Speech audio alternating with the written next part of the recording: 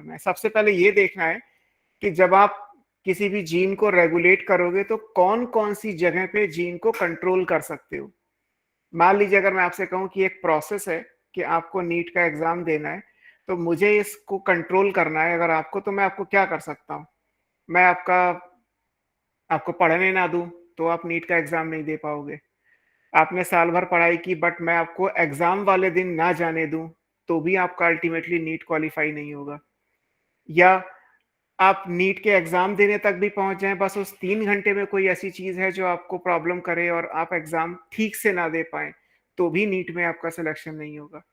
या मैं शायद यही कह देता बहुत शुरुआत में कि आप पढ़ाई मत करो, टफ बहुत एग्जाम है, बायो मत लो, मैथ्स ले लो, इजी हो जाएगा। वो भी नीट ना देने का या नीट ना दे पाने के लिए एक फोर्स इंडक्शन हो सकता है। तो जो चेक पॉइंट होते हैं किसी भी जीन को कंट्रोल करने के लिए वो भी बहुत सारे होते हैं।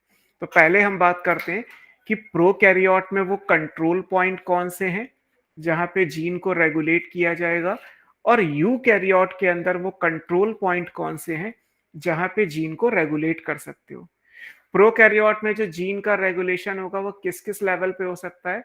रेगुलेशन किस जीन का होगा वो आप जानते हैं, लग्जरी जीन का।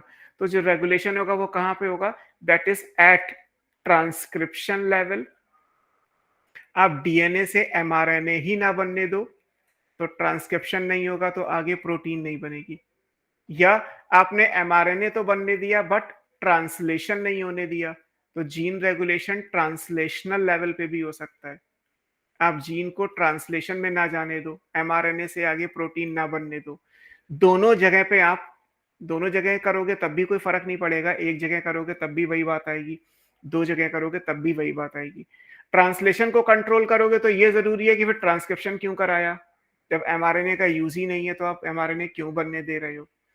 तो मोस्ट ऑफ द केस में, मेजॉरिटी ऑफ द केस में प्रोकैरियोट में जो होता है वो प्रीडोमिनेंटली, मतलब मोस्ट ऑफ द केस में जो कंट्रोल है वो कब होगा, ट्रांसक्रिप्शनल लेवल पे होगा। प्रोकैरियोट में जो जीन का रेगुलेशन हम करोगे वो कहां करेंगे, ट्रांसक्रिप्शन लेवल पे करेंगे प्रीडोमिनेंटली। हम ट्रांसलेशन के लेवल पे करते हैं। अच्छा, यूकैरियोट के केस में रेगुलेशन आप कहां कहां कर सकते हो। यूकैरियोट में भी ये दोनों चीजें तो हैं, ट्रांसक्रिप्शन ट्रांसलेशन तो यूकैरियोट में भी होगा, लेकिन यूकैरियोट में होते हैं क्रोमोसोम्स, और क्रोमोसोम तो हाईली कॉइल्ड है। ट्रांसक्रिप्शन करोगे आप डीएनए का, तो हमारे लिए पहला पॉइंट तो यही है कि आप क्रोमोसोम से डीएनए तक ही ना पहुंचने दो। क्रोमोसोम जब डी कंडेंस होगा, क्रोमोसोम में जो आपने लेवल पढ़े थे, आपने डीएनए से पढ़ा था कि डीएनए से पहले हम न्यूक्लियोसोम बनाएंगे, फिर सोलेनाइड बनाएंगे, फिर स्कैफोल्ड बनाएंगे, फिर हम एक क्रोमैटिड बनाएंगे, तब जाके कहीं एक मेटाफेजिक क्रोमोसोम बनेगा। तो अगर डीएनए से पैकेजिंग करनी थी तो हमें क्रोमोसोम बनाना था। अब अगर हमें तो सेल में क्रोमोसोम दिखाई दे रहे हैं, मुझे जीन को कंट्रोल करना है, तो क्रोमोसोम में जीन थोड़ा मिलेगा, आपको क्रोमोसोम को खोलना पड़ेगा। जैसे आपने क्रोमोसोम को लपेटा था वैसे क्रोमोसोम को ओपन करिए, क्रोमोसोम को डीकंडेंस करिए, तो आप डीएनए तक पहुंचेंगे। मान लीजिए मैं क्रोमोसोम का डीकंडेंसेशन ना होने दूं, ये भी कंट्रोल पॉइंट हो सकता है, एट क्रोमोसोमल डीकंडेंसेशन।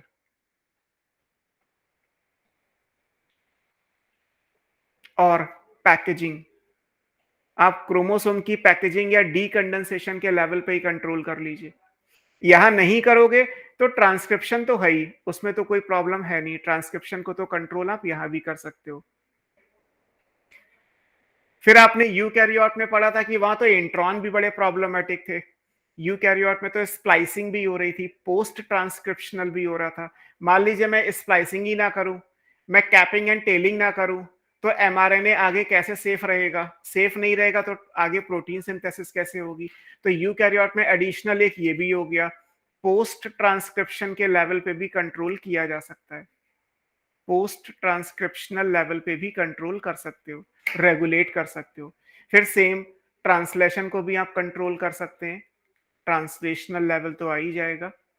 और यूकैरियोट की मोस्ट ऑफ द प्रोटीन अपनी टर्शरी या क्वाटरनरी लेवल पे होती हैं, तो आप ट्रांसलेशन के बाद भी उनका जो चेंज है वो कंट्रोल कर सकते हो, पोस्ट ट्रांसलेशनल भी आ सकता है ना। प्रोकैरियोट के अंदर जो प्रोटीन्स होती हैं वो बहुत सिंपल होती हैं, उनमें ट्रांसलेशनल कंट्रोल ज्यादा नहीं होता, लेकिन यूकैरियोट में जो ट्रांसलेशनल कंट्रोल है वो बहुत इंपॉर्टेंट है। तो क्योंकि मान लीजिए आप ये कहें कि मैंने ग्लोबिन तो बना दिया बट आयरन हटा दिया, तो हीमोग्लोबिन कैसे बनेगा? और हीमोग्लोबिन नहीं बनेगा तो फिर ब्लड में आरबीसी हीमोग्लोबिन ही नहीं होगा, तो ऑक्सीजन को लेके कौन जाएगा? कार्बन डाइऑक्साइड को वापस लेके कौन आएगा? तो आप केवल हीमोग्लोबिन में ग्लोबिन को नहीं मना कर रहे हैं, आप क्या कर रहे हो? केवल एक आयरन कम कर दे रहे हो, हीम वाला पोर्शन हटा दे रहे हो। अगर आयरन हटा दोगे तो प्रोटीन के कॉम्प्लेक्स करके भी क्या कर लोगे? कुल मिला के हीमोग्लोबिन तो नहीं बना ना, और बिना हीमोग्लोबिन के बॉडी काम करेगी क्या? बिल्कुल नहीं करेगी। तो यूकैरियोट में बहुत सारे कंट्रोल पॉइंट हैं, बहुत सारे चेक पॉइंट है जहां रेगुलेशन है। प्रोकैरियोट में केवल 2 जगह है, ट्रांसक्रिप्शन और ट्रांसलेशन, और इसमें भी जो मेन है वो है ट्रांसक्रिप्शन के लेवल पे। तो अब आते हैं बिल्कुल प्रिसाइज टॉपिक पे, जो आपको एग्जाम्पल दिया गया है एनसीईआरटी में। वो दिया गया है gene regulation in prokaryote at transcriptional level. एक तो ये है कि आप जीन रेगुलेशन पढ़ोगे, यानी कि लग्जरी जीन का। किस में पढ़ोगे? केवल प्रोकैरियोट में पढ़ोगे, इन प्रोकैरियोट। और किस लेवल पे पढ़ोगे? ट्रांसक्रिप्शन के लेवल पे पढ़ोगे, एट ट्रांसक्रिप्शनल लेवल। एक्चुअली जो टॉपिक सिलेबस में है, सीधे सीधे कहा जाए तो वो यही है, gene regulation in prokaryote at transcriptional level. हालांकि ट्रांसलेशन लेवल पे भी प्रोकैरियोट में हो सकता है, यूकैरियोट का कुछ भी सिलेबस में है नहीं। सिर्फ आपको याद रखना है कि यूकैरियोट में मल्टीपल चेक पॉइंट्स हैं जहां जीन रेगुलेशन किया जा सकता है। फिर जीन कौन सी जीन का रेगुलेट किया जाएगा वो भी याद रखना है। नॉन कॉन्स्टिट्यूटिव का, लग्जरी जीन का कर सकते हो, हाउस कीपिंग जीन का कोई रेगुलेशन नहीं होता। और जब रेगुलेशन होगा तो 2 तरीके से होगा, इंड्यूसिबल या रिप्रेसिबल। तो ये हमें आगे पढ़ना भी है भी। अब प्रोकैरियोट में जीन रेगुलेशन को एक्सप्लेन करने के लिए जो मॉडल दिया गया, that model is called operon concept. Operon का एक कॉन्सेप्ट दिया गया जो प्रोकैरियोट में जीन रेगुलेशन को समझाता है। ये किसने दिया था? फ्रांसिस जैकब है। आप सिर्फ जैकब भी याद रखेंगे तो चलेगा। Jacob and Monod Nobel laureate हैं। तो जैकब एंड मोनार्ड ने जो है वो ओपेरॉन का कॉन्सेप्ट दिया। कब दिया था? while working on mutant strain, mutant TANT, mutation से बनाए थे, mutant strains of E coli bacteria के म्यूटेंट स्ट्रेन बनाए, उन पे ये काम किया। ड्यूरिंग स्टडी क्या कर रहे थे? लैक्टोज यूटिलाइजेशन, लैक्टोज शुगर का यूटिलाइजेशन म्यूटेंट बैक्टीरिया कैसे करते हैं, वो इस बात को स्टडी कर रहे थे। इस बात को स्टडी करके उन्होंने एक जीन रेगुलेशन का कॉन्सेप्ट डेवलप किया जिसको ओपेरॉन कहते हैं। तो ओपेरॉन किसने दिया? जैकब एंड मोनार्ड ने। कब दिया? while working on mutant strain of E. coli during lactose utilization। तो ये आपको याद रखना है ना, Francis Jacob and Jacques Monod. पूरा नाम कभी पूछा नहीं जाता, जैकब एंड मोनार्ड भी याद रखोगे तो चलेगा। अब ये ओपेरॉन होता क्या है जी? ओपेरॉन है क्या? तो ओपेरॉन कहलाता है सेट ऑफ रेगुलेटरी जीन, है ना। ये अच्छे से याद रखिएगा कि ओपेरॉन यूकैरियोट में अप्लाई नहीं होता। आपसे कल कह दिया जाए कि ह्यूमन का जीन रेगुलेशन कैसे होगा, आप कहें कि हमें तो ओपेरॉन पढ़ाया था, टिक करके चले आए। ह्यूमन यूकैरियोटिक है और यूकैरियोट में ओपेरॉन कॉन्सेप्ट वैलिड नहीं है, ये केवल और केवल प्रोकैरियोट के लिए वैलिड है। तो ओपेरॉन क्या होता है? ओपेरॉन क्या है? It's a set of regulatory gene, ऐसी जीन जो रेगुलेशन में रोल प्ले करती हैं। आपको पिछली क्लास याद हो तो उसमें भी मैंने आपको रेगुलेटरी जीन, जहां पे जीन का स्ट्रक्चर पढ़ाया था, जीन का स्ट्रक्चर अगर आपको दिखाऊं तो पीछे की क्लास में देखोगे तो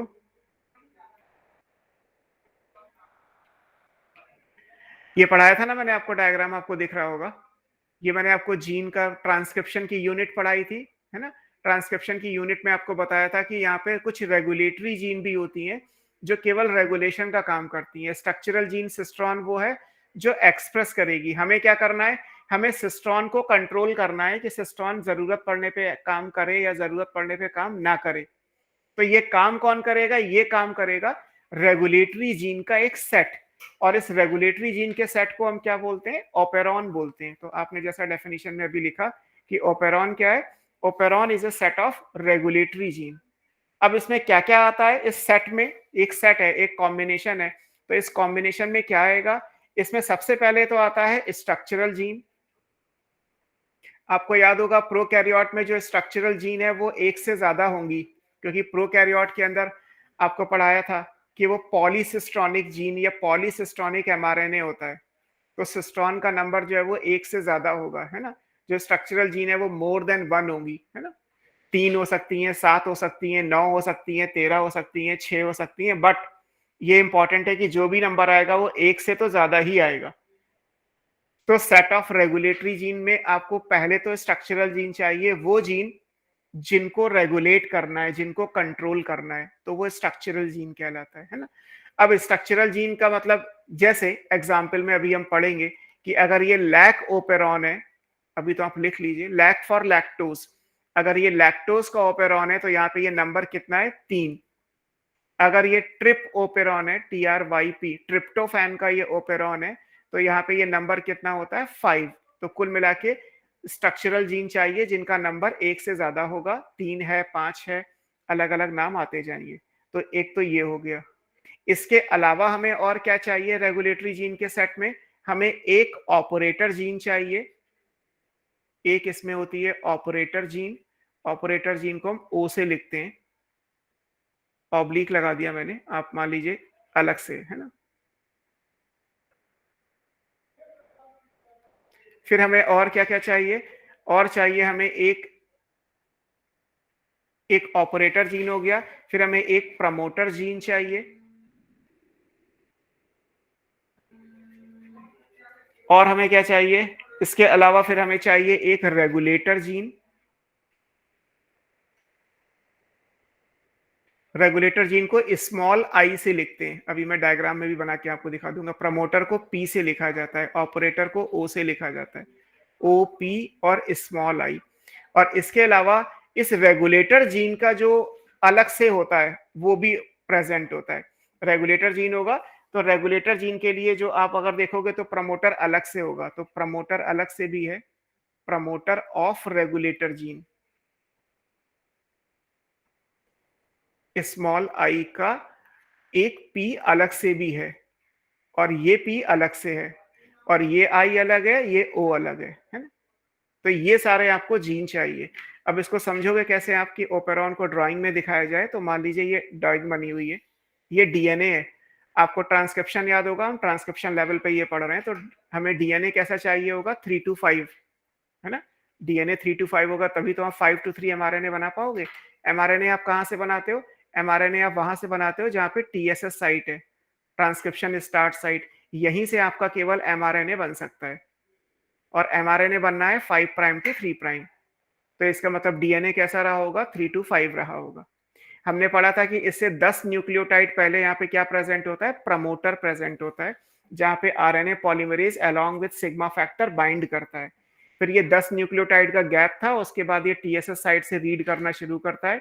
इधर आपने लिखा था कि ये पॉजिटिव यानी डाउन स्ट्रीम है, इधर आपने लिखा था निगेटिव यानी कि ये अप स्ट्रीम है।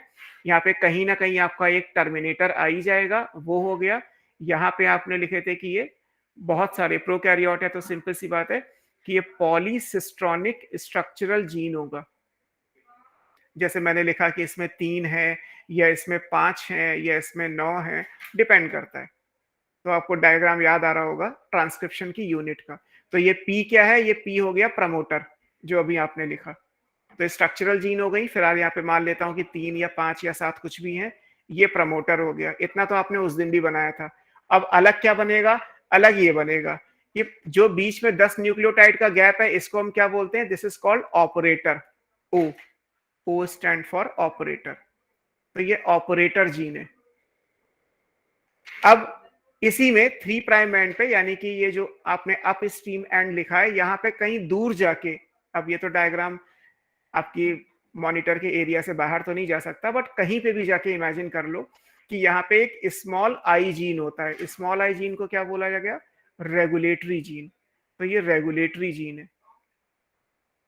ये पी क्या है, पी प्रमोटर था। प्रमोटर किसका है, ये प्रमोटर स्ट्रक्चरल जीन का, क्योंकि आपने लिखा था यहाँ आरएनए पॉलीमरेज बाइंड करेगा, तो यहाँ से ये एमआरएनए ट्रांसक्रिप्शन से बनेगा। अब ये आई है, आई रेगुलेटरी जीन है। अगर ये जीन अपना काम कर रही है तो इसको इसका आरएनए पॉलीमरेज प्रमोटर पे बाइंड कर रहा है। अगर रेगुलेटरी जीन अपना काम करेगी तो इसका भी तो आरएनए पॉलीमरेज होगा, वो इसके ठीक पहले होता है, इसे लिखते हैं पी। अब ये पी क्या है? This is promoter for regulatory gene small I. ये स्मॉल आई का प्रमोटर अलग से है, ये प्रमोटर जो रेड से बना है वो सिस्ट्रॉन्स का है, ये सिस्ट्रॉन्स हो गए, पॉलीसिस्ट्रॉनिक हो गया। सर रेगुलेटरी जीन को अलग से क्यों जरूरत पड़ रही है प्रमोटर की? क्योंकि जीन तो वो भी है, अगर माँ बाप भी मान लीजिए आपको पुश कर रहे हैं तो उन्हें भी तो एनर्जी देनी पड़ेगी ना, उनको भी तो कोई ना कोई कंट्रोल करेगा, वो ऑटोनॉमस बॉडी थोड़ा है। हो सकता है माँ बाप को ग्रैंड पेरेंट्स कंट्रोल करना शुरू कर दे। तो सर फिर ऑपरेटर को क्यों नहीं पड़ रही? किसको? ऑपरेटर तो वो गैप है, क्योंकि जो नॉर्मल केस में जो पॉलीसिस्टोनिक होते हैं उनमें जो प्रमोटर है वो टीएसएस साइड से कुछ न्यूक्लियोटाइड पहले ही होता है, तो ऑपरेटर तो वो केवल स्पेस है जो प्रमोटर और पॉलीसिस्टोनिक टीएसएस साइड के बाद जो प्लस वाला जो डाउन स्ट्रीम बेस आएंगे उनके बीच का गैप है। अब जैसे हमने अपने डायग्राम में लिखा था कि प्रमोटर -10 पे है तो ऑपरेटर 10 न्यूक्लियोटाइड का है, लेकिन ये 10 की जगह 10,000 न्यूक्लियोटाइड का भी हो सकता है। ऑपरेटर तो वो बीच का हिस्सा है। पीछे के डायग्राम में अगर आपको याद हो तो मैंने पीछे के डायग्राम में आपको नहीं बनाया था, ऑपरेटर नहीं लिखा था। आप इस डायग्राम को देखो, ये इस डायग्राम में प्रमोटर तो है, ये लिखा है पी, और इस डायग्राम में स्ट्रक्चरल जीन भी लिखा हुआ है ना, है ना। तो प्रमोटर भी है और स्ट्रक्चरल जीन भी है। यहाँ पे मैंने ऑपरेटर नहीं लिखा। क्यों नहीं लिखा? क्योंकि उस टाइम पे ऑपरेटर लिखता तो आप कहते हैं कि सर ऑपरेटर का यूज क्या है। ऑपरेटर का यूज रेगुलेशन में है, ये है ऑपरेटर ही, लेकिन यहाँ पे मेंशन नहीं किया ये जो मैंने बीच का एरिया था। आज मेंशन कर रहा हूं कि ये एरिया क्या है, ये एरिया ऑपरेटर है। और काम क्या है ऑपरेटर का वो भी आप पढ़ लेंगे 10-15 मिनट में। तो अब यहाँ पे क्या है कि ये सारा जो आपने लिखा पी आई और ये रेड वाला पी और ओ, ये सब क्या है, ये कहीं ना कहीं रेगुलेशन का काम कर रहे हैं। ये रेगुलेटरी जीन है, और ये रेगुलेटरी जीन किसको रेगुलेट करेंगे? ये मिलके इसको रेगुलेट करेंगे, इस वाले सेक्शन को कंट्रोल करेंगे। तो ये हो गया सेट, और इस सेट को ही नाम दिया जाता है ओपेरॉन। तो operon set of regulatory gene है, एक जीन रेगुलेट नहीं कर रहा। आपके नीट में होने के लिए आपको पेरेंट्स का सपोर्ट भी चाहिए, आपको टीचर का सपोर्ट भी चाहिए, आपको खुद भी एफर्ट्स करने पड़ेंगे, आपको पूरे साल कोई परेशानी ना हो ये देखना पड़ेगा, आपको सेम टाइम पे अपना 12th का एग्जाम भी अच्छे से करना है, ये भी आज ही मैनेज करना है। और इसके बाद भी जब मेन एग्जाम की बात आएगी, अगले साल नीट देने जाओगे तो उन 3 घंटे में आपका मेंटल और आपका फिजिकल स्टेटस भी इंपॉर्टेंट है। आप टाइम से सेंटर पहुंच जाओ, ये भी इंपॉर्टेंट है। ऐसी चीजें ना लेके जाओ जिससे आप किसी स्कूल या कैंपस में आपकी एंट्री ही बार कर दी जाए, ये भी ध्यान रखना होगा। जरा सी गलती आपका पूरे 2 साल की मेहनत खराब कर सकती है। तो इसका मतलब ये नहीं कि आप सोचे कि बस मैं पढ़ रहा हूं इसलिए मेरा नीट क्लियर हो ही जाएगा। पढ़ने और नीट क्लियर होने के बीच में ऐसे भी हिडन फैक्टर हैं जो आपको नहीं दिखाई दे रहे, लेकिन जैसे जैसे टाइम आएगा आपको सब दिखने लगेगा। शुरू में तो लगता है कि बस हम 2 साल पढ़ लें तो नीट क्लियर हो जाएगा। पढ़ना सबसे इंपॉर्टेंट है, लेकिन सिर्फ इंपॉर्टेंट है ये नहीं कहा जा सकता, है ना, और भी चीजें इंपॉर्टेंट होती हैं। जस्ट मिनट बेटा, एक कॉल है। आपको कुछ पूछना है तो आप पूछ सकते हो, मैं रिप्लाई कर लूंगा।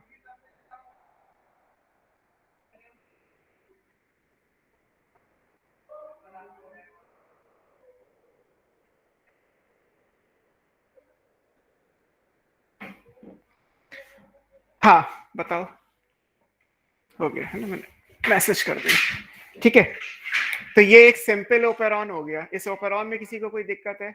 ओ पी आई, और आई का इंडिविजुअल पी होगा, और जिन जीन्स को कंट्रोल करना है, क्योंकि हम प्रोकैरियोट में पढ़ रहे हैं, उनका नंबर 1 से ज्यादा ही होगा। प्रोकैरियोट में पॉलीसिस्टोनिक जीन होते हैं, ये ऑलरेडी आप पहले भी पढ़ चुके हैं। और ये रेगुलेटरी जीन इतना दूर क्यों है प्रमोटर जीन से? वो मैंने डायग्राम में बनाया है, आप उसको कितनी भी मतलब उसमें तो फिर अब ये कौन सा बैक्टीरिया है, कौन से ओपेरॉन को पढ़ रहे हो, उसके हिसाब से कितनी डिस्टेंस पे आएगा, ये तो सबका अलग अलग होगा।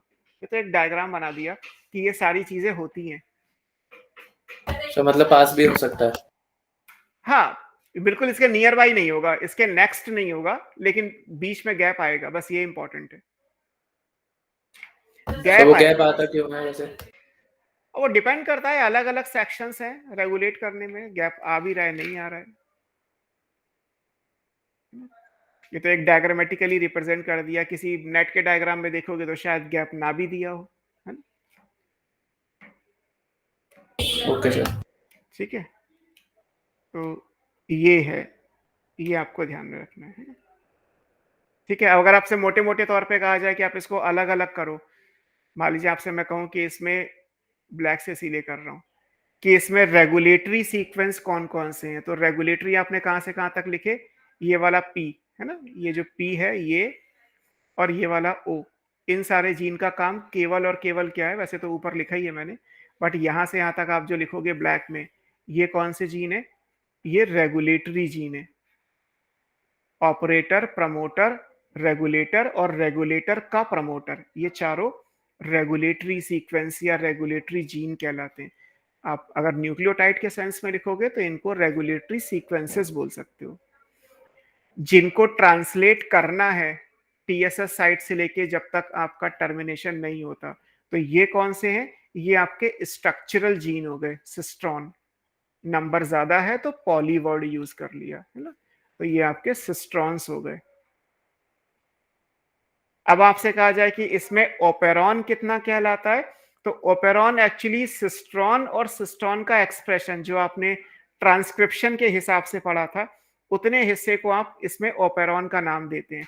तो ओपेरॉन एक्चुअली यहाँ से, क्योंकि प्रमोटर से आरएनए पॉलीमरेज और सिग्मा फैक्टर बाइंड करता है, ऑपरेटर पे कुछ नहीं होता, टीएसएस साइट पे जैसे ही पहुंचेगा सिग्मा फैक्टर रिलीज हो जाएगा, आरएनए पॉलीमरेज का जो कोर वाला यूनिट है वो इस डीएनए को रीड करके एमआरएनए बनाना शुरू कर देगा।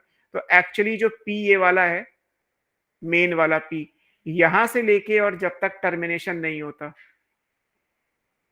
यहां तक का जो एरिया है, ये एग्जैक्टली क्या कहलाता है, ओपेरॉन कहलाता है। वैसे तो ओपेरॉन को डिफाइन करोगे तो सेट ऑफ रेगुलेटरी जीन है, लेकिन यूजुअली रेगुलेटरी जीन को आप अलग लिखते हैं, और जहां से इन स्ट्रक्चरल जीन का कंट्रोल शुरू होता है, क्योंकि आरएनए पॉलीमरेज इसी रेड वाले पी पे आके बाइंड करेगा, जो ऑलरेडी आप पढ़ चुके हैं, तो ये उस हिसाब से ओपेरॉन कहलाता है। अब जैसे हमने पढ़ा था कि कंट्रोल दो टाइप का होगा, इंड्यूसिबल और रिप्रेसिबल, इसका मतलब जो ओपेरॉन है वो भी दो टाइप का हो गया, इंड्यूसिबल ओपेरॉन और रिप्रेसिबल ओपेरॉन। तो हमें दोनों ओपेरॉन पढ़ने हैं, इंड्यूसिबल ओपेरॉन भी पढ़ना है, रिप्रेसिबल भी पढ़ना है, डिटेल केवल आपको इंड्यूसिबल की पढ़नी है। अभी हम सिर्फ एक कंपेयर कर लेते हैं। देखो एक क्या बन जाएगा, इंड्यूसिबल जीन की जगह आप क्या लिखोगे, क्योंकि अब हम केवल प्रोकैरियोट का पढ़ रहे हैं, so this will be inducible operon. और रिप्रेसिबल जीन की जगह क्या आ जाएगा, रिप्रेसिबल ओपेरॉन। ओपेरॉन लिखने का मतलब प्रोकैरियोट है ना, बाकी सेम रहेगा। ये नॉर्मली ऑफ है, कंडीशनली ऑन, और वो कंडीशन क्या है, इन प्रेजेंस ऑफ इंड्यूसर। तो हमें यहाँ पे एक इंड्यूसर भी चाहिए, इंड्यूसर एक सब्सटेंस होगा जो इस ओपेरॉन को शुरू करे, ये केमिकल सब्सटेंस है, ये जीन नहीं है ना। ओपेरॉन में एक केमिकल सब्सटेंस इंड्यूसर भी चाहिए, अगर ओपेरॉन कैसा है, इंडिसिबल है तो। इसी तरीके से ये नॉर्मली ऑफ ऑन है, जरूरत पड़ने पे ऑफ, और इनको ऑफ करने के लिए आपको एक रिप्रेसर चाहिए, तो इन प्रेजेंस ऑफ रिप्रेसर। और रिप्रेसर भी एक केमिकल मॉलिक्यूल है ना, ये कोई जीन नहीं है, repressor is a chemical substance.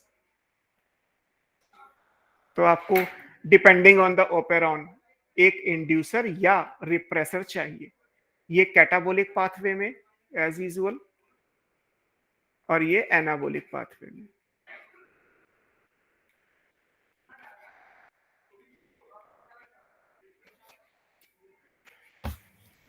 अब इसमें जो आपको सर एग्जाम, उल्टा लिख दिया क्या हमने?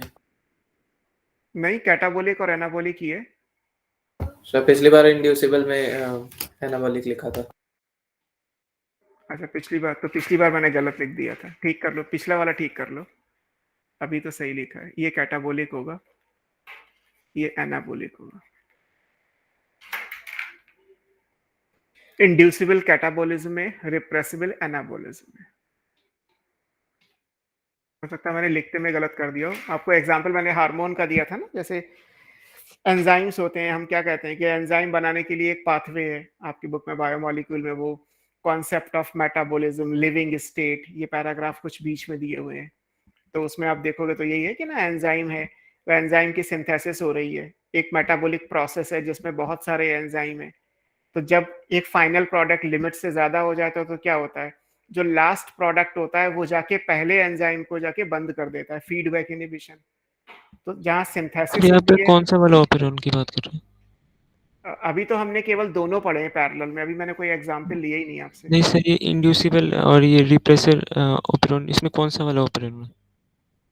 जो मैंने बोला अभी, सर जो अभी लिखवाया है ये सर। ये एनाबोलिक रिप्रेसिबल में है, कैटाबोलिक इंड्यूसिबल में है। सर मैं वो नहीं कर रहा, एक रेगुलेटरी जीन वो ये ओपेरॉन तो है। दोनों में आएगा, वो तो दोनों में आएगा। ओपेरॉन लिखा हुआ है तो ये डायग्राम तो दोनों का है, ये इंड्यूसिबल का है, ये रिप्रेसिबल का भी है। इसे जरूरत पड़ने पे बंद कर सकते हो, जरूरत पड़ने पे ऑन कर सकते हो। ऑन या ऑफ करने के लिए आपको एक केमिकल सब्सटेंस इसमें जोड़ना पड़ेगा, इंड्यूसर या रिप्रेसर। अगर आपको कंडीशनली ऑन करना है तो इंड्यूस करना पड़ेगा, और अगर आपको ऑफ करना है तो फिर आपको रिप्रेस करना पड़ेगा। तो एक केमिकल तो अलग से चाहिए। ओपेरॉन, पहली सब तो ये समझो, हमने शुरुआत ये इस तरीके से की थी कि सारे जीन्स रेगुलेट नहीं होते, कुछ जीन तो ऑटोमेटिकली अपना काम करते हैं, वो तो आपके हाउस कीपिंग हो गए, कॉन्स्टिट्यूटिव हो गए, उनमें तो रेगुलेशन टॉपिक इनवैलिड है, रेगुलेशन होता ही नहीं। अब जिन जीन्स में रेगुलेशन होता है वो हाउस कीपिंग जीन्स कहलाते हैं, सॉरी वो लग्जरी जीन्स कहलाते हैं। अब जब रेगुलेशन होगा तो दो तरीके से होगा, इंड्यूसिबल रेगुलेशन या रिप्रेसिबल रेगुलेशन। यानी जीन दो टाइप के हैं, इंड्यूसिबल जीन और रिप्रेसिबल जीन। फिर हमने ये पढ़ा कि रेगुलेशन प्रोकैरियोट में दो जगह पॉसिबल है, यूकैरियोट के अंदर बहुत सारी जगह पॉसिबल है। मैंने 5 नाम आपको लिख के दिखा दिए। अब हमें पढ़ना क्या है, हमें प्रोकैरियोट का रेगुलेशन पढ़ना है केवल ट्रांसक्रिप्शन के लेवल पे। अब ट्रांसक्रिप्शन के लेवल पे प्रोकैरियोट के रेगुलेशन को समझाने के लिए जो एग्जाम्पल दिया जाता है, जो मॉडल या कंसेप्ट दिया गया, वो जैकब एंड मोनार्ड ने दिया। ई कोलाई के म्यूटेंट स्ट्रेन पे स्टडी कर रहे थे वो लैक्टोज के यूटिलाइजेशन को, उस कॉन्सेप्ट को नाम दिया गया ओपेरॉन। ओपेरॉन होता क्या है, ओपेरॉन एक रेगुलेटरी जीन का सेट होता है जिसमें एक ऑपरेटर, एक प्रमोटर, एक रेगुलेटर, एक प्रमोटर रेगुलेटर के लिए इंडिविजुअल, कुछ पॉलीसिस्टोनिक के हिसाब से जो भी है, कुछ बोला मैंने तो नंबर एक से ज्यादा ही होगा, कुछ स्ट्रक्चरल जीन आते हैं, और उसका एक डायग्राम आपके सामने जो करंटली स्क्रीन पे दिख रहा है वो। अब ये ओपेरॉन कौन से जीन के हिसाब से है, इंड्यूसिबल जीन के हिसाब से है तो इंड्यूसिबल ओपेरॉन बोलेंगे, रिप्रेसिबल जीन के हिसाब से होगा तो रिप्रेसिबल ओपेरॉन होगी। अगर इंड्यूसिबल जीन लिखा हुआ है तो इसका मतलब प्रोकैरियोट यूकैरियोट दोनों पे अप्लाई कर सकते हो, बट अगर मैंने इंड्यूसिबल ओपेरॉन लिख दिया तो ये केवल प्रोकैरियोट पे अप्लाई होगा, क्योंकि ओपेरॉन वर्ड यूकैरियोट में अप्लाई नहीं कर सकते। ओपेरॉन के कॉन्सेप्ट को हमारी बॉडी या किसी प्लांट बॉडी, किसी फंगी की बॉडी में अप्लाई नहीं कर सकते। यूकैरियोट्स में ओपेरॉन नहीं आता, ओपेरॉन केवल प्रोकैरियोट्स में आता है।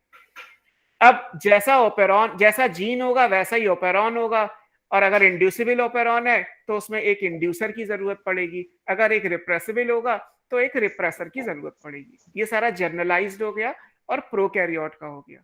अब कोई डाउट हो तो बताओ, फिर मैं आगे चलूं। ठीक है, अब आते हैं इसमें एग्जाम्पल्स पे कि हमें क्या पढ़ना है। इंड्यूसिबल ओपेरॉन के अंदर जो एग्जाम्पल है, जो यहाँ से डिस्कवरी हुई थी, that is called lac operon.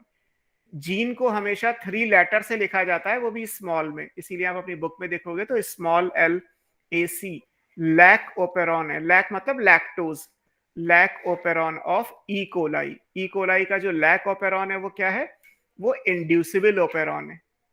ऐसे ही ई कोलाई में अगर ट्रिप ओपेरॉन है, TRYP, trip stand for tryptophan amino acid, अगर इसका ओपेरॉन है ई कोलाई में तो ये ओपेरॉन कैसा है, ये रिप्रेसिबल ओपेरॉन है। तो दो एग्जाम्पल हो गए हमारे, इंड्यूसिबल के में एग्जाम्पल लैक ओपेरॉन, रिप्रेसिबल के एग्जाम्पल में trip operon. Clear? Yes sir. ठीक है, अभी हम पढ़ेंगे लैक ओपेरॉन को डिटेल में, लेकिन इस डिटेल में पढ़ने के बाद एनसीईआरटी में एक लाइन लिखी है कि अंडर सर्टन सर्कमस्टेंसेस, कुछ कंडीशन ऐसी हैं जहां पे लैक ओपेरॉन को रिप्रेसिबल ओपेरॉन भी माना जाता है। है ना, लैक ओपेरॉन को रिप्रेसर में भी लिखते हैं, बट लिखा है कि that is beyond the scope of your knowledge, मतलब वो आपके सिलेबस में नहीं है। तो आपके लिए लैक ओपेरॉन का एग्जाम्पल केवल और केवल इंड्यूसिबल आएगा। ठीक है, आपकी बुक की अगर मैं लाइन बताऊं तो आपकी बुक में लिखा हुआ है regulation of lac operon by repressor is referred as negative regulation. अभी हम पढ़ेंगे lac operon is under control of positive regulation as well but beyond the scope of discussion at this level. यानी lac operon किस condition में repressible बन जाएगा वो आपके सिलेबस में नहीं है, लेकिन बन सकता है। आपके सिलेबस में लैक ओपेरॉन केवल इंड्यूसिबल है। किसी का माइक ऑन है क्या बेटा? चलो बंद हो गया। ठीक है, तो लैक ओपेरॉन इंड्यूसिबल में ही रहेगा आपके लिए आंसर, लेकिन आपकी बुक में ये लाइन लिखी है कि कुछ सिचुएशंस में, कुछ कंडीशन में लैक ओपेरॉन को रिप्रेसिबल भी आप बना सकते हो। फिलहाल नहीं है, फिलहाल आपको लैक ओपेरॉन इंड्यूसिबल में पढ़ना है। सर अगर बोथ करके भी ऑप्शन हो तो फिर बोथ वाले ही लगाएंगे ना? फिर हाँ, बोथ करके, लेकिन आज तक ऐसा कोई क्वेश्चन आया नहीं कि लैक ओपेरॉन इंड्यूसिबल है या रिप्रेसिबल है, तो आंसर इंड्यूसिबल ही आपको लेना है ना? बोथ करने वाला कोई ऑप्शन ओके दिया ही सर। नहीं गया, दोनों में से एक चूज करना है, मतलब तो आपको इंड्यूसिबल चूज करना है। तो ये आपको ध्यान में रखना है। अब यहाँ पे पॉजिटिव और नेगेटिव वाली बात आती है कि लैक ओपेरॉन को अगर आप देखोगे तो एक टर्म यूज किया जाता है पॉजिटिव कंट्रोल और नेगेटिव कंट्रोल। तो उसका मतलब क्या है? अब हम लैक ओपेरॉन को डिटेल में पढ़ते हैं तो उससे आपको समझ में आएगा। मान लीजिए मैं आपको अब क्या पढ़ा रहा हूं, केवल लैक ओपेरॉन पढ़ा रहा हूं, लैक्टोज का ओपेरॉन पढ़ा रहा हूं मैं आपको सिर्फ। अब हम हर जगह लैक लिख देंगे। अब सीक्वेंस क्या बनेगा? डीएनए यानी कि ट्रांसक्रिप्शन की यूनिट का, ये हमारा टीएसएस साइट है, ट्रांसक्रिप्शन स्टार्ट साइट। यहाँ पे 3 जीन होते हैं। अभी हमने लिखा कि लैक ओपेरॉन के अंदर स्ट्रक्चरल जीन कितने होते हैं? 3 होते हैं। इनका सीक्वेंस पूछा जाता है। सीक्वेंस ये 3 to 5 है। इसका मतलब सबसे पहले जो जीन आएगा वो है lac, lac for lactose, lac Z, lac Y, lac a, a z y. Sequence याद रखिएगा, 3 to 5 लिखोगे तो जेड वाई ए आएगा, 5 to 3 बोलोगे तो ए वाई जेड आएगा। 3 to 5 करके ऑलरेडी नीट में पूछा जा चुका है, क्योंकि जब आप कॉपी करोगे, ट्रांसलेशन करोगे तो वो 5 to 3 होगा, तो इसलिए डीएनए 3 to 5 होगा। 3 प्राइम पे लैक जेड से शुरू करोगे और लैक ए के बाद टर्मिनेटर आएगा, क्योंकि तीनों जीन के प्रोडक्ट एक साथ बनेंगे एज पर पॉलीसिस्ट्रॉनिक। तो यहाँ पे ये पॉलीसिस्ट्रॉनिक हो गया। ठीक, अब यहाँ पे ओ आएगा ऑपरेटर, तो ये से ओ लिख दिया गया। यहाँ पे प्रमोटर आएगा तो ये पी लिख दिया गया। यहाँ पे थोड़ी दूर पे हमने आई लिखा है, अब इसको लिखा जाएगा लैक आई, मतलब ये रेगुलेटरी जीन किसका है? लैक्टोज वाले ओपेरॉन का है, लैक ओपेरॉन का है, और इसका इंडिविजुअल प्रमोटर भी होगा। बस हमने लैक वर्ड लिख दिया, और पॉलीसिस्ट्रॉन में 3 जीन है और तीनों जीनों के नाम लिख दिए, 3 जीन्स के हमने नाम मेंशन कर दिए। इतना काम किया हमने। अब ये बन गया हमारा लैक ओपेरॉन। अगर लैक वर्ड हटा दो और जेड वाई ए हटा दो तो सिंपल ओपेरॉन हो गया। अगर जेड वाई ए लिख दोगे तो ये आ जाएगा। अब होगा क्या? नॉर्मल तो सर्कुलर, जेड वाई ए का मतलब क्या है सर? ये जीन के नाम है, lac Z, lac Y, lac A, है ना, ये जीन है। एक जीन, 2 जीन, 3 जीन। प्रोकैरियोट में पॉलीसिस्ट्रॉनिक जीन्स होते हैं, यानी कि मल्टीपल सिस्ट्रॉन्स आएंगे, तो यहाँ पे 3 सिस्ट्रॉन के बाद टर्मिनेटर आएगा, तो या तो तीनों बनेंगे या कोई नहीं बनेगा। अगर आरएनए पॉलीमरेज प्रमोटर पे बाइंड करेगा और ट्रांसक्रिप्शन करेगा तो या तो तीनों के प्रोडक्ट बनेंगे या एक भी नहीं बनेगा। अब ये कौन कौन से एंजाइम बनाते हैं वो मैं आपको लिख देता हूं। लैक जेड, अब होगा क्या एक्चुअली, इससे बनेगा एक एमआरएनए। ट्रांसक्रिप्शन मान लीजिए हो गया, अगर हम माने कि हमने ट्रांसक्रिप्शन कर दिया, तो ट्रांसक्रिप्शन के बाद ये क्या बन गया? एमआरएनए। अब आपको पता है कि ये एमआरएनए कैसा होगा? पॉलीसिस्ट्रॉनिक, क्योंकि इसमें 3 जीन की इंफॉर्मेशन एक साथ है, 5 प्राइम टू 3 प्राइम। प्रोकैरियोट में कोई स्प्लाइसिंग स्प्लाइसिंग का झंझट तो है नहीं, तो यानी कि यहाँ पे 3 अलग अलग प्रोटीन बन जाएंगी, एक ये बनेगी, एक ये बनेगी, एक ये बनेगी। एक लैक जेड से बनेगी, एक लैक वाई से बनेगी, एक लैक ए से बनेगी। ये हो गया हमारा ट्रांसलेशन। तो तीनों प्रोटीन यानी तीनों एंजाइम एक साथ बनेंगे या नहीं बनेंगे। लैक जेड से जो एंजाइम बनता है वो कौन सा एंजाइम है? वो है बीटा गैलेक्टोसाइडेज। बीटा गैलेक्टोसाइडेज साइडेज, ये एंजाइम है। एंजाइम का नाम क्या है? Beta galactosidase. इस एंजाइम का काम क्या होता है? ये एंजाइम क्या करता है? ये ग्लूकोज को, सॉरी ग्लूकोज नहीं, लैक्टोज शुगर है ना, ये एंजाइम क्या करेगा? ये लैक्टोज शुगर, लैक्टोज डाइसैकेराइड है, आपने बायोमोलिक्यूल या डाइजेशन में पढ़ा होगा, उसको ये चेंज करेगा ग्लूकोज प्लस गैलेक्टोज में, दो मोनोसैकेराइड में चेंज कर देगा। ग्लूकोज और गैलेक्टोज को मिला के क्या बनता है? लैक्टोज बनता है। तो लैक्टोज को डाइजेस्ट करने का जो एंजाइम है वो है बीटा गैलेक्टोसाइडेज। और इस एंजाइम के लिए जो जीन रिस्पॉन्सिबल है वो कौन सा है? लैक जेड रिस्पॉन्सिबल है ना, ये इसका मीनिंग हुआ। ऐसे ही दूसरा एंजाइम लैक वाई से जो बनेगा वो कौन सा है? रेड कहां गया हमारा? ये दूसरा एंजाइम जो बनेगा वो क्या है? वो है बीटा गैलेक्टोसाइड परमीएज। इसका नाम क्या है? Beta galactoside परमीएज। ये बीटा गैलेक्टोसाइड परमीएज है। इस एंजाइम का फंक्शन क्या है? इस एंजाइम का फंक्शन ये है कि ये मेम्ब्रेन की परमेबिलिटी बढ़ाता है। मान लीजिए ई कोलाई को आपने लैक्टोज शुगर दिया, देने का मतलब क्या है? आप एक कल्चर मीडियम में लैक्टोज शुगर डालोगे और ई कोलाई लैक्टोज शुगर को एब्जॉर्ब करके अपने साइटोप्लाज्म में ले जाएगा। तो लैक्टोज शुगर का जब एब्जॉर्प्शन होगा तो बीच में तो प्लाज्मा मेम्ब्रेन आएगी बैक्टीरिया की, यानी प्लाज्मा मेम्ब्रेन उस लैक्टोज के लिए परमिएबल होगी, तभी तो लैक्टोज अंदर आएगा। तो बीटा गैलेक्टोसाइड परमिएज का काम क्या है? It increases the permeability, increases the permeability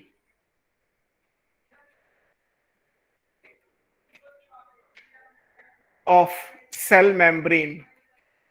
जो ई कोलाई की सेल मेम्ब्रेन है उसकी परमेबिलिटी को इंक्रीज कर देती है ना।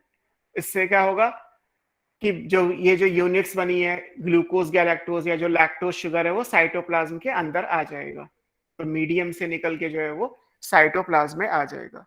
तो उस हिसाब से ये बन गया है। तीसरा एंजाइम जो बनेगा लैक ए जीन से, है ना, लैक ए से जो एंजाइम बनेगा वो कौन सा है? ये है beta galactoside trans acetylase. Trans acetylase, ये बीटा गैलेक्टोसाइडेज है, ये परमिएज है, ये ट्रांस एसिटाइलेज है। तो तीन एंजाइम है जो तीन जीन से बनेंगे, या तो तीनों बनेंगे या कोई नहीं बनेगा। अब इसका काम क्या है?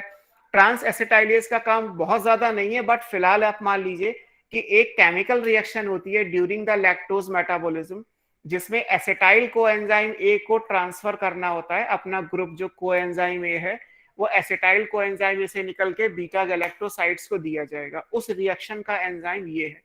इसका काम क्या है? इट ट्रांसफर, ये क्या ट्रांसफर करेगा? ये ट्रांसफर करेगा एन एसिटाइल ग्रुप, ये एसिटाइल ग्रुप को ट्रांसफर करेगा। कहां से? From acetyl coenzyme A. आपको याद हो रेस्पिरेशन में एसिटाइल कोएंजाइम ए आपने माइटोकॉन्ड्रिया में बनाया है ना, क्रेब्स साइकिल, उसके आगे फिर आप करते ही हो। तो एसिटाइल कोएंजाइम ए से जो एसिटाइल ग्रुप है वो ट्रांसफर करेगा, किसको करेगा? बीटा गैलेक्टोसाइड्स को, टू बीटा गैलेक्टोसाइड्स। तो तीन एंजाइम है और ये तीनों एंजाइम एक्चुअली क्या है? लैक्टोज की मेटाबॉलिज्म से रिलेटेड है। ई कोलाई को अगर लैक्टोज दिया जाएगा तो ये तीनों एंजाइम उसे चाहिए। इसीलिए आपने ऊपर लिखा कि जैकब एंड मोनार्ड ने जब काम किया तो म्यूटेंट स्ट्रेन पे काम किया।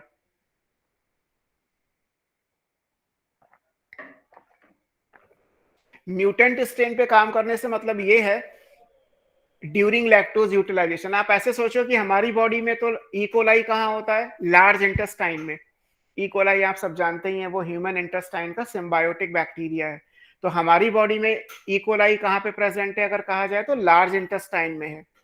अब मान लीजिए आप मिल्क ले रहे हैं, मिल्क में जो शुगर है वो लैक्टोज शुगर ले रहे हैं, तो इन नेचर क्या ई कोलाई को कभी लैक्टोज शुगर मिलेगी? लैक्टोज शुगर आपकी बॉडी में कहां तक जाएगी? स्टमक तक जाएगी। स्टमक के बाद स्मॉल इंटेस्टाइन में तो एब्जॉर्ब हो जाएगा लैक्टोज, लार्ज इंटेस्टाइन तक तो लैक्टोज पहुंचेगा ही नहीं। तो ई कोलाई को कभी लैक्टोज शुगर मिलेगी नहीं। अगर ई कोलाई को लैक्टोज शुगर नहीं मिलेगी तो लैक्टोज शुगर के डाइजेस्ट करने वाले एंजाइम ई कोलाई बनाएगा ही क्यों? इसका मतलब ये है कि लैक्टोज को यूटिलाइज करने वाले एंजाइम के जो जीन्स हैं वो ई कोलाई में नॉर्मली तो बंद रहते हैं, यानी कि नॉर्मली ऑफ रहते हैं। अगर उन्हें लैब में, क्योंकि हमने म्यूटेंट स्ट्रेन बनाए, हमने कल्चर मीडियम में ई कोलाई को लैक्टोज दिया, तो ई कोलाई मना नहीं करेगा, वो लैक्टोज को भी यूटिलाइज कर लेगा। तो उस टाइम पे पर्टिकुलर वो लैक्टोज को बनाने वाले एंजाइम की जरूरत है, तो उतने टाइम के लिए जीन को कहा जाएगा कि भाई एंजाइम बनाओ, क्योंकि लैक्टोज शुगर अवेलेबल है मीडियम में और मुझे लैक्टोज को यूटिलाइज करना है। उतनी देर के लिए वो जीन ऑन किए जाएंगे। तो नॉर्मली जीन ऑफ हो गए, कंडीशन देनी, कंडीशन क्या थी? Lactose sugar. इंड्यूसर का काम कौन कर रहा है? लैक्टोज शुगर कर रहा है। तो जब लैक्टोज शुगर का काम इंड्यूसर का होगा, जब वो दिया जाएगा तो ये जीन अपना काम करेंगे, ये एंजाइम बनेंगे, इन एंजाइम की वजह से लैक्टोज का यूटिलाइजेशन ई कोलाई कर पाएगा। इसीलिए लैक ओपेरॉन इंड्यूसिबल ओपेरॉन हो गया, क्योंकि normally lactose sugar E coli को कभी नहीं मिलेगी। अगर ई कोलाई को लैब में भी ग्रो कराया जाता है तब भी उसे लैक्टोज शुगर बहुत कम दी जाती है। लैक्टोज शुगर महंगी है, चीनी सस्ती है, तो नॉर्मली लैब में भी सुक्रोज को यूज कर लेते हैं। भाई आपको कल्चर मीडियम में शुगर ही तो चाहिए, बैक्टीरिया को तो एनर्जी से मतलब है, that comes from glucose. Aerobic bacteria है, रेस्पायर करना है तो ग्लूकोज मिले। ग्लूकोज चाहे सुक्रोज से ले लो चाहे गैलेक्टोज से ले लो, क्या फर्क पड़ता है? तो इसलिए इंपॉर्टेंट ये है कि नॉर्मल सिचुएशन में इंड्यूसर यानी लैक्टोज बैक्टीरिया को नहीं मिलता, इसीलिए लैक्टोज को डाइजेस्ट करने वाले एंजाइम बैक्टीरिया नहीं बनाता। जब ये शुगर उसे दी जाएगी तो उस पर्टिकुलर टाइम पे वो एंजाइम्स बनेंगे और जीन अपना काम करेगा। तो इसे बोल दिया गया लैक ओपेरॉन या जीन रेगुलेशन। ठीक है, अब इसे काम करने के लिए कहा जा रहा है ना, इंड्यूसिबल ओपेरॉन है ना। तो अब इसको हम बना के दिखाते हैं कि कैसे होगा। ये क्लियर है?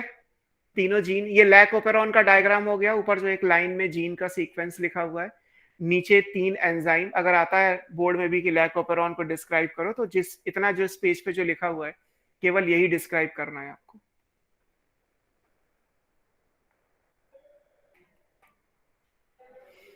ठीक है, अब आते हैं कि ये काम होगा कैसे।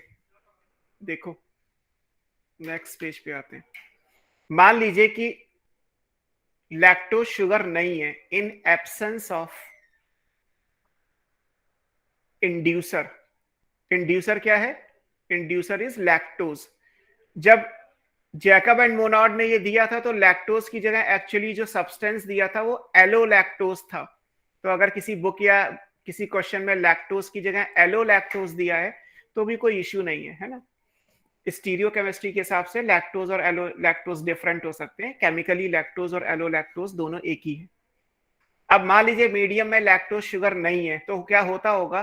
तो कुछ ऐसा है कि ये लैक ओपेरॉन है, ये हो गया lac Z, lac Y, lac A, ये 3 जीन हो गए। यहाँ टीएसएस साइट है, यहाँ ऑपरेटर है, यहाँ प्रमोटर है, यहाँ ये लैक आई रेगुलेटरी जीन है और ये इसका प्रमोटर है। ये 5 प्राइम हो गया, ये 3 प्राइम हो गया। अब नॉर्मली होता क्या है?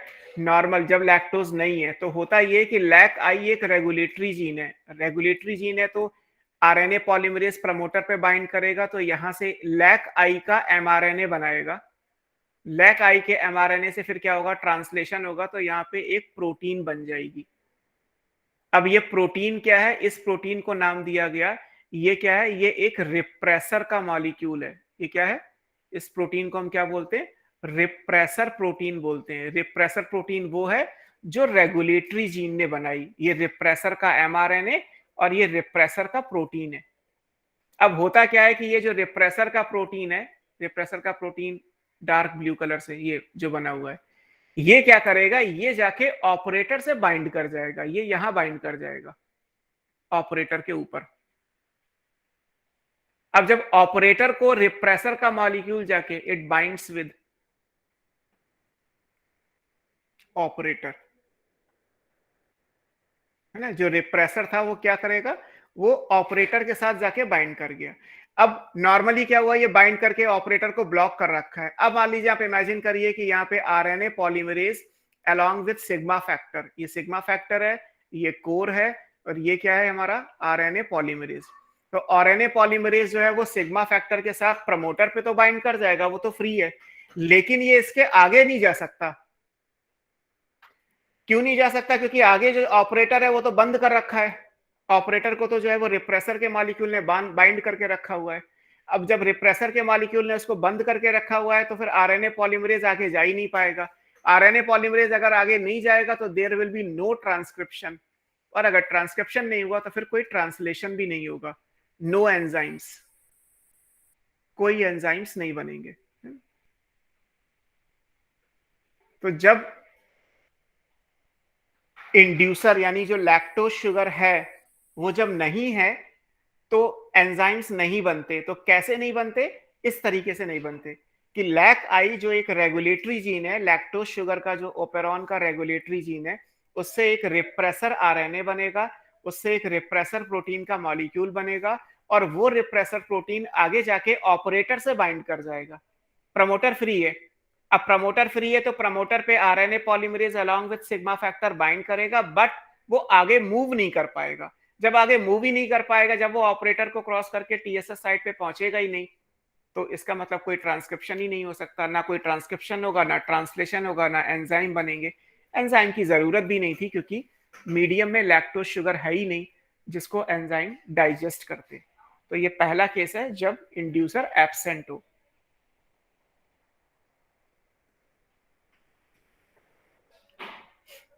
क्लियर? ये फर्स्ट केस हो गया, yes sir. In absence of inducer. अब दूसरा अगली स्लाइड में देख लेते हैं, या चलो इसी पे देख लो। मान लीजिए मीडियम में लैक्टोज शुगर दे दी गई इन प्रेजेंस ऑफ इंड्यूसर, और इंड्यूसर क्या है? लैक्टोज। मीडियम में लैक्टोज के मॉलिक्यूल हैं, लैक्टोज या एलोलैक्टोज, ये दोनों टर्म्स याद रखिएगा, है ना। लैक्टोज या फिर एलोलैक्टोज दोनों इंपॉर्टेंट है। अब मान लीजिए ये हैं, अब क्या होगा? फिर से एक एमआरएनए देखते हैं। तो ये एमआरएनए है 5 प्राइम 3 प्राइम, ये प्रमोटर, ये लैक आई रेगुलेटर, ये नॉर्मल प्रमोटर, ये ऑपरेटर, ये टीएसएस साइट, ये हुआ लैक जेड, इसके बाद आया ये लैक वाई, इसके बाद ये आया लैक ए, और यहाँ टर्मिनेटर जो भी है वो आएगा। अब क्या होगा? अभी भी लैक आई क्या होगा? लैक आई एक एमआरएनए बनाएगा जो रिप्रेसर एमआरएनए है, और ये एमआरएनए क्या करेगा? ये एक प्रोटीन बनाएगा जो रिप्रेसर प्रोटीन है। तो रिप्रेसर तो अभी भी बना, लेकिन होगा क्या? ये रिप्रेसर ऑपरेटर की जगह क्या करेगा? ये बाइंड कर जाएगा इंड्यूसर के साथ, है ना। It binds with inducer. ये किसके साथ बाइंड कर रहा है? इंड्यूसर के साथ। या कह लीजिए कि जो इंड्यूसर के मॉलिक्यूल हैं वो क्या करेंगे? वो रिप्रेसर से बाइंड कर जाएंगे। जब रिप्रेसर से इंड्यूसर के मॉलिक्यूल बाइंड कर जाएंगे तो रिप्रेसर इनएक्टिव हो जाएगा। अब ये रिप्रेसर काम करने लायक नहीं रहा, है ना। इसको बोला जाता है इनएक्टिव रिप्रेसर, इसीलिए मैं ग्रीन से लिख रहा हूं। अब ये रिप्रेसर कैसा हो गया? इनएक्टिव हो गया। तो रिप्रेसर को इनएक्टिव किसने किया? इसको इनएक्टिव किया इंड्यूसर के मॉलिक्यूल ने। और अगर ये इंड्यूसर नहीं होता तो ये एक्टिव होता। यहाँ पे रिप्रेसर कैसा है? एक्टिव है।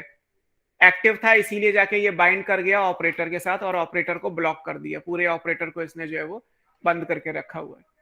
लेकिन यहाँ पे एक्टिव रिप्रेसर बना तो है, लेकिन उसको इनएक्टिव किसने कर दिया? ये रिप्रेसर एक्टिव है, लेकिन इंड्यूसर के मॉलिक्यूल क्या करेंगे? वो इस एक्टिव रिप्रेसर को किस में चेंज कर देंगे? इनएक्टिव में। जब ये रिप्रेसर इनएक्टिव हो जाएगा तो क्या होगा? Now it is not able to bind, not able to bind with operator. अब ये ऑपरेटर के साथ बाइंड नहीं कर सकता, और अगर ये ऑपरेटर के साथ बाइंड नहीं करेगा तो मीनवाइल क्या होगा? RNA polymerase along with sigma factor ये यहां पे आएगा, और एज यूजुअल ये ऑपरेटर को क्रॉस करेगा, टीएसएस साइट से आगे जाएगा, यहाँ पे ट्रांसक्रिप्शन होगा, ट्रांसलेशन होगा, और एंजाइम्स बनना शुरू हो जाएंगे। ट्रांसक्रिप्शन होगा, फिर ट्रांसलेशन होगा, यानी कि एंजाइम की सिंथेसिस हो जाएगी। अब जब एंजाइम बनने लगेंगे तो मीडियम में जो ये लैक्टोज है धीरे धीरे डाइजेस्ट होने लगेगा। पहले तो परमिएज है जो लैक्टोज को परमिएबल बना के मेम्ब्रेन यानी साइटोप्लाज्म के अंदर लाएगा। अंदर आने के बाद फटाफट उसमें जो है वो ऑलरेडी बीटा गैलेक्टोसाइडेज बना हुआ है जो लैक्टोज को मोनोसैकेराइड ग्लूकोज गैलेक्टोज में चेंज कर देगा। और बाद में जो ट्रांस एसिटाइलेज है वो गैलेक्टोज वाली जो यूनिट होती है उसको एसिटाइल ग्रुप का ट्रांसफर करता है फ्रॉम एसिटाइल कोएंजाइम ए। वो जो रिएक्शन है वो होती है, वो भी लैक्टोज की यूटिलाइजेशन से रिलेटेड है। अब पता चला क्या हुआ कि मान लीजिए इसमें अगर 1000 मॉलिक्यूल इंड्यूसर के थे तो 1000 मॉलिक्यूल आपने लैक्टोज के दिए, तो उसमें से 1000 में से मान लीजिए कि 10 मॉलिक्यूल तो यहाँ चले गए, ये कितने बचे? फॉर एग्जांपल 990 बचे। तो 990 मॉलिक्यूल जो है वो एंजाइम बनते जा रहे हैं और लैक्टोज यूटिलाइज होता जा रहा है। अब एंजाइम पहले बने, लैक्टोज यूटिलाइज हो रहा है। मान लीजिए कि जैसे ही 990 नंबर का लैक्टोज मॉलिक्यूल यूटिलाइज हुआ, एंजाइम तो और बन चुका है आगे के, लेकिन आगे इंड्यूसर तो खत्म हो गया। तो वो एंजाइम क्या करेंगे, वो जो ये रिप्रेसर के ऊपर ग्रीन बनाए मैंने, इनएक्टिव रिप्रेसर पे जो लैक्टोज है वो इसको उठा के ले जाएंगे। एंजाइम तो बन ही चुका है ना, वो इसको उठा के ले जाएंगे और एंजाइम इसको डाइजेस्ट कर देगा। और जैसे ये ग्रीन ये ब्लू से हटेगा, यानी कि रिप्रेसर इनएक्टिव से वापस एक्टिव होगा, ये जाके तुरंत ऑपरेटर से बाइंड कर जाएगा और बंद कर देगा। बंद कर देगा तो ये एंजाइम थोड़ी देर बाद बनना अपने आप बंद हो जाएंगे। तब तक इंड्यूसर भी ऑलरेडी खत्म हो चुका है। यही चलता रहेगा। तो मीडियम में जब तक लैक्टोज देते रहोगे तब तक ये ऑन रहेगा, है ना, ये ऑन है और ये ऑफ है। Normally of, conditionally on, that will be inducible operon. क्योंकि ये नॉर्मली ऑफ है इसीलिए इसको बोलते हैं नेगेटिव कंट्रोल। एक ये भी टर्म यूज होगा, बिकॉज इन नॉर्मल सिचुएशन ये ऑफ है, that's why this is called negative control. आप नेगेटिव कंट्रोल बोले या इंड्यूसिबल ऑपेरॉन बोले, एक ही बात है। मतलब ऐसे भी कह सकते हैं कि inducible operon is under negative control. Negative control इसलिए क्योंकि नॉर्मली अपना काम ये नहीं कर रहा है ना? और इसी सेंस में आगे आपके बुक में लाइन लिखी है कि जरूरत पड़ने पे इंड्यूसिबल ऑपेरॉन यानी जो लैक ऑपेरॉन है वो पॉजिटिव कंट्रोल का भी हो सकता है ना, लेकिन वो आपके सिलेबस में नहीं है, जो आपको यहाँ पे डिटेल में डिस्कस नहीं करना।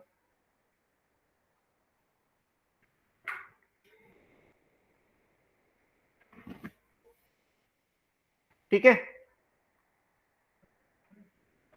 Yes sir.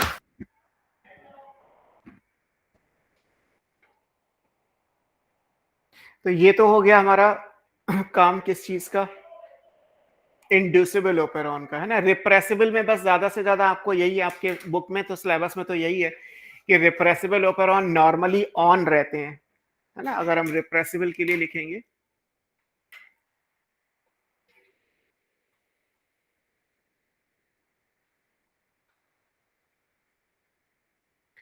तो ये नॉर्मली ऑन है।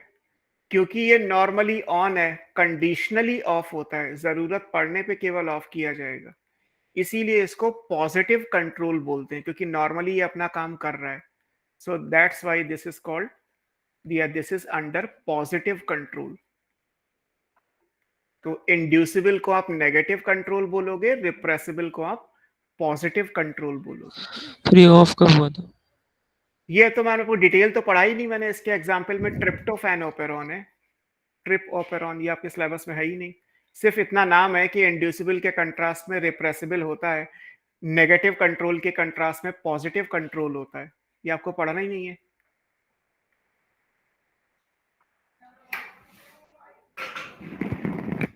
इसमें समझने के लिए बस ऐसे मान लो आपकी, जैसे मान लो अगर मैं इसको समझा भी दूं आपको, क्योंकि सिलेबस में तो है नहीं। यहाँ पे ट्रिप्टोफैन ऑपेरॉन में 5 जीन होते हैं, तो मैं ABCD लिख देता हूँ। ए बी होते तो इधर से हैं, चलो कोई बात नहीं, ABCDE, है ना। एक रफ डायग्राम है ये, है ना। आप इसको समझने में लीजिएगा, एक्चुअल डायग्राम नहीं है ये TSS साइट है। यहाँ पे ऑपरेटर आएगा, यहाँ प्रमोटर आएगा। अब यहाँ पे ट्रिप आई जीन आएगा, लैक आई की जगह ये, और ये इसका प्रमोटर हुआ। तो नॉर्मली ये अपना काम कर रहा है। क्यों अपना काम कर रहा है, उसका रीजन ये होता है कि जो ये ट्रिप आई जीन है ये बनाएगा जब mRNA, तो mRNA से यहाँ पे बनेगी प्रोटीन, रिप्रेसर प्रोटीन। लेकिन दिक्कत ये है कि ये जो रिप्रेसर प्रोटीन है ना, ये इनएक्टिव बनती है। जैसे आपको याद हो तो आपने एंजाइम्स पढ़े होंगे, एंजाइम में एपो एंजाइम और होलो एंजाइम, कि जो एंजाइम में प्रोटीन का पोर्शन होता है वो एपो एंजाइम कहलाता है। जब तक इस एपो एंजाइम से उसका कोफैक्टर नहीं जुड़ेगा, वो होलो एंजाइम या एक्टिव एंजाइम नहीं बनता। याद आ रहा है कुछ बायोमॉलिक्यूल में कोफैक्टर लास्ट टॉपिक है, और कोफैक्टर मेटालाइन भी हो सकता है, प्रोस्थेटिक ग्रुप भी हो सकता है, या कोई कोएंजाइम भी हो सकता है।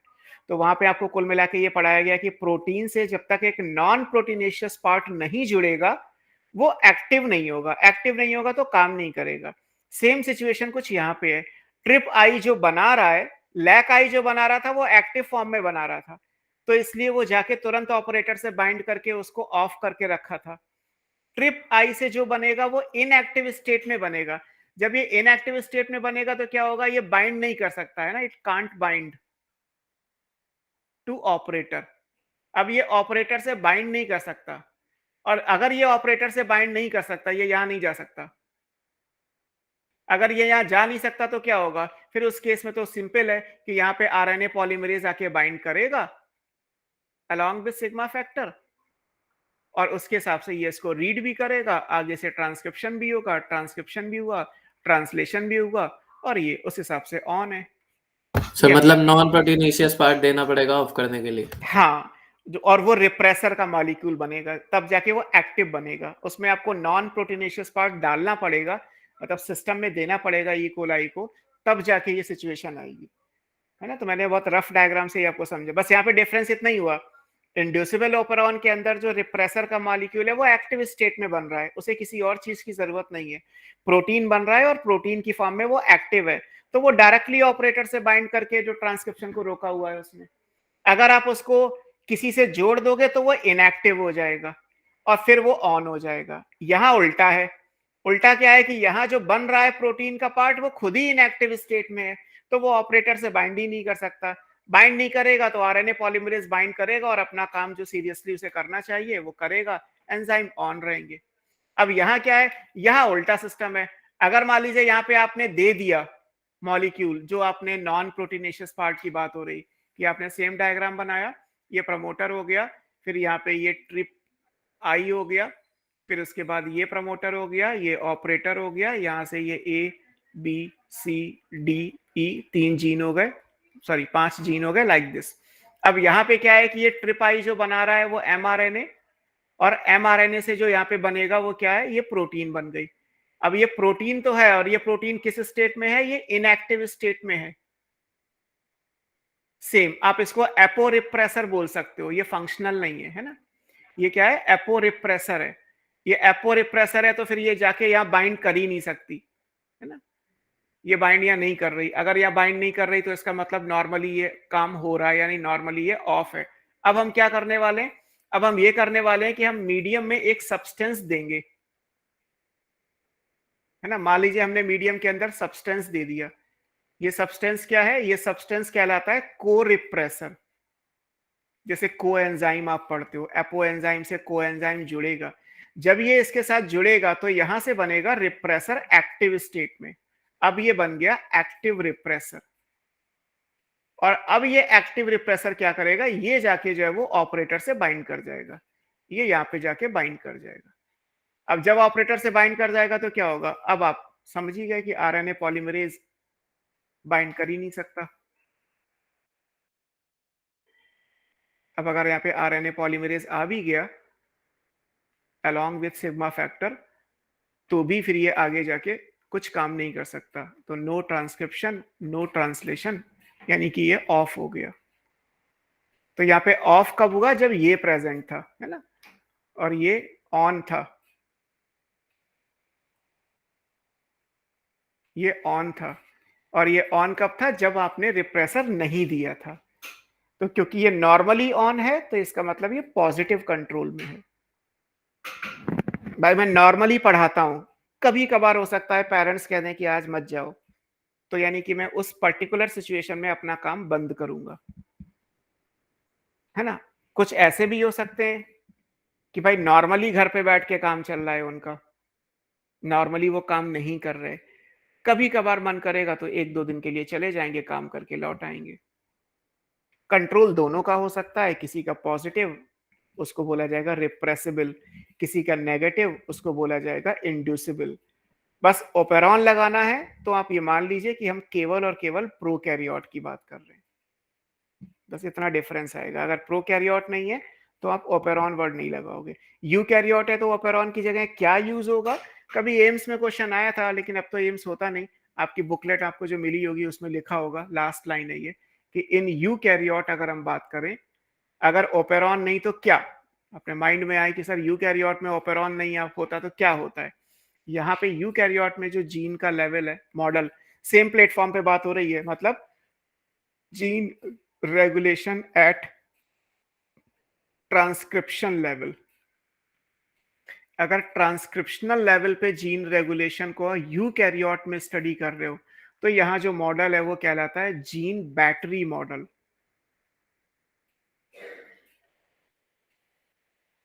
क्या नाम दिया गया है? जीन बैटरी मॉडल कहलाता है ना। ये ब्रिटेन एंड डेविडसन का है। बस आप इससे ज्यादा कुछ नहीं पढ़ सकते, वैसे भी आपके सिलेबस में तो ये है नहीं। फंक्शन लगभग वैसे ही है, प्रमोटर, ऑपरेटर, रेगुलेटर और रेगुलेटर का इंडिविजुअल प्रमोटर, लेकिन नाम अलग है। 4 वहां पे भी हैं, 4 यहां भी होते हैं, लेकिन अलग अलग तरीके से। इसको आप ऐसे समझ लो कि जैसे आपने कभी सुना हो, या हो सकता कभी देखा हो, देखा तो नहीं, सुना जरूर होगा, जहां जहां बड़े बड़े सीपीयूज होते हैं, जैसे पूरी पूरी बिल्डिंग होती है, उनका एक पावर बैकअप होता है। आपके घर में क्या होता है? इन्वर्टर होता है केवल, है ना। इन्वर्टर में यूजुअली एक बैटरी लगी होती है। अब जब बड़ी बड़ी बिल्डिंग्स हैं, जहाँ बड़े बड़े ऑफिस हैं, वहां पे जो पावर बैकअप के जो यूपीएस होते हैं, उन यूपीएस के अंदर सेक्शंस में बैटरी लगी होती है, और हर सेक्शन को कंट्रोल करने का जो जो चिप होती है, जो इलेक्ट्रॉनिक कीबोर्ड होता है, वो अलग अलग होता है, सबका अलग अलग कीबोर्ड होता है। तो उसमें क्या होता है कि बिल्डिंग में मान लीजिए लाइट गई या पावर बैकअप चाहिए, तो सारी बैटरी एक साथ नहीं ऑन की जाती। मतलब जितने हिस्से को जो लाइट या इलेक्ट्रिसिटी की सप्लाई देनी है, उससे कनेक्टेड उतना सेक्शन केवल ऑन किया जाता है। यूपीएस एक रूम के बराबर है। उस रूम के अंदर मान लीजिए 5 पार्टीशन है, तो एक बार में केवल 1 या 2 ऑन कर दिए जाएंगे। लेकिन नॉर्मल बैटरी में सेक्शंस नहीं होते। बैटरी जब ऑन होती है, जब आपके घर का इन्वर्टर ऑन होता है, तो सारी बैटरी के जो कैथोड एनोड है, वो सब एक साथ काम करके पावर सप्लाई जनरेट करते हैं। और जो बड़े बड़े यूपीएस होते हैं, जो मॉल में है या किसी बिल्डिंग में है, बड़े बड़े ऑफिसेज में है, वो सेक्शंस में ऑन ऑफ होते हैं। तो यानी कि हर एक बैकअप का एक इंडिविजुअल इलेक्ट्रोड का सेक्शन होगा, दूसरे बैकअप के लिए दूसरे इलेक्ट्रोड का सेक्शन, ऐसा कुछ जीन बैटरी में। और इसका बड़ा रीजन यही आता है कि हमारा जो आरएनए है या हमारा जो जीन है, वो मोनोसिस्टोनिक है। हम एक बार में एक एंजाइम को ऑन या ऑफ करा सकते हैं। यूकैरियोट में ऐसा पॉसिबल है, प्रोकैरियोट में ऐसा पॉसिबल नहीं है। वहां तो जो प्रमोटर और टर्मिनेटर के बीच में आए, चाहे वो 3 आए या 13 आए, या तो सारे ऑन होंगे या सारे ऑफ होंगे। बस ये एक मेजर डिफरेंस है ओपेरॉन और जीन बैटरी मॉडल का, है ना। ठीक है, तो हमने जीन रेगुलेशन भी कर लिया। मोस्टली आपको लैक ओपेरॉन ही पढ़ना था, बट इंड्यूसिबल और रिप्रेसिबल, पॉजिटिव, नेगेटिव, ये सब हाउसकीपिंग और लग्जरी, कॉन्स्टिट्यूटिव और नॉन कॉन्स्टिट्यूटिव, ये सब एनाबोलिक कैटाबोलिक पाथवे में कौन से यूज होते हैं, ये सब याद रखिएगा, है। अब बचते हैं इस चैप्टर में 2 topic, one is human genome project, another is DNA fingerprinting. I think अगली क्लास में ये दोनों टॉपिक पूरे हो जाएंगे, है ना। सर कुछ पूछना बोलो। सर आई जीन का ट्रांसक्रिप्शन तो हमेशा होता है। आई जीन तो रेगुलेटरी जीन है, वो तो काम यस करेगी, जिसको कंट्रोल करना है वो तो करेगी। सर, फिर ऐसा क्यों लिखा रहता है operon is switch off? Switch off मतलब वही है कि जो हम जो पढ़ते हैं, सर हमने ओपेरॉन जैसे, तो सर रेगुलेटरी जीन हुआ ना, सेट ऑफ रेगुलेटरी जीन, वो तो हमेशा ऑन ही है। नहीं, सेट ऑफ रेगुलेटरी जीन में रेगुलेटरी जीन केवल एक है, बाकी सेट में और भी तो जीन है। रेगुलेशन एक नाउन भी है और एक एडजेक्टिव भी है, मतलब किसी का नाम भी रेगुलेटरी हो सकता है, बहुत सारी जीन्स का फंक्शन भी रेगुलेटरी हो सकता है। तो जैसे यहाँ पे सेट ऑफ रेगुलेटरी जीन है, तो बहुत सारी जीन है, ओ पी आई और आई का अपना पी, मोटे मोटा कहा जाए तो 4 आपके पास रेगुलेटरी जीन है। लेकिन उसमें से जो नाम दिया गया वो केवल लैक आई को रेगुलेटरी दिया गया। प्रमोटर एक रेगुलेटरी जीन है ना, वो ओपेरॉन का पार्ट है, बट वो रेगुलेशन में डायरेक्टली नहीं है, इंडिविजुअली इन्वॉल्व नहीं है। आई जो है स्मॉल आई, वो रेगुलेटरी है और वो इंडिविजुअल तरीके से रेगुलेट कर रही है by mRNA and protein formation, है ना, ये डिफरेंस है बस,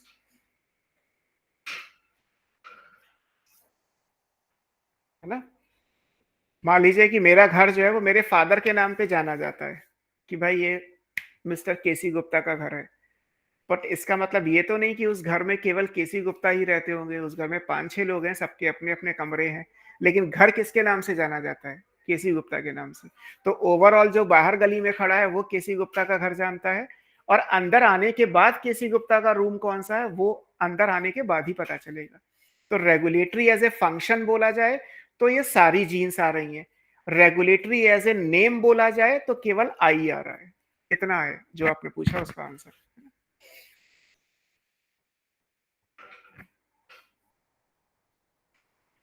ठीक है, तो ये हो गया हमारा। ठीक है, अब अगली क्लास में आप human genome project, human genome project theoretical है, डीएनए फिंगरप्रिंटिंग जरूर आपका, आप कह सकते हो कि थोड़ा सा समझने वाला है। ह्यूमन जीनोम प्रोजेक्ट तो थ्योरेटिकल है, उसमें तो जो दे रखा है वो आपको याद ही करना है, उसमें समझाने वाली कोई चीजें हैं भी तो भी नहीं समझ सकते, क्योंकि वो टू कॉम्प्लिकेटेड, मतलब बहुत ज्यादा कॉम्प्लिकेटेड है। और हो सके आप लोगों को मॉड्यूल फिजिकली या इलेक्ट्रॉनिक मोड में जैसे भी मिले हो, उस दिन अगर अपने पास आप अपने सामने रख पाओ तो आपको जल्दी समझ में आ जाएगा, क्योंकि थ्योरी थ्योरी है, उसको लिखने से कोई फायदा नहीं है ना। एक बार कोशिश करिएगा कि अगली क्लास में मॉड्यूल आपके सामने आपके पास टेबल पे रखा हो, है ना। एनसीईआरटी में पैराग्राफ की फॉर्म में है तो पॉइंट्स नहीं बन पाएंगे, मैंने आगे पीछे करके मॉड्यूल में लिखा हुआ है, तो आपको सब चीज़ें क्लियरिफाई हो जाएंगी, है ना। और नहीं तो मैं देखता हूँ अगर मेरे बैकग्राउंड में मॉड्यूल आ पाया तो मैं उसी से पढ़ा दूंगा। सो नेक्स्ट टाइम कंप्लीट हो जाएगा चैप्टर? हाँ, 100% हो जाएगा। नेक्स्ट क्लास में ये चैप्टर खत्म, उसके बाद हम बाकी के जो चैप्टर हैं वो देख लेंगे। बाकी का जो माइक्रोब इन ह्यूमन वेलफेयर है, आई थिंक शायद वो तो एक ही दिन, मतलब 3 घंटे में ही खत्म हो जाएगा।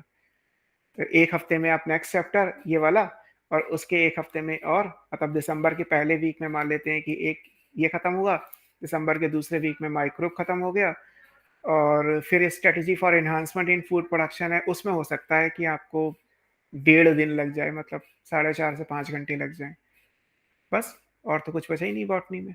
आने वाले 3 से 4 हफ्तों में, मतलब पूरे दिसंबर में आपका सिलेबस खत्म हो जाएगा।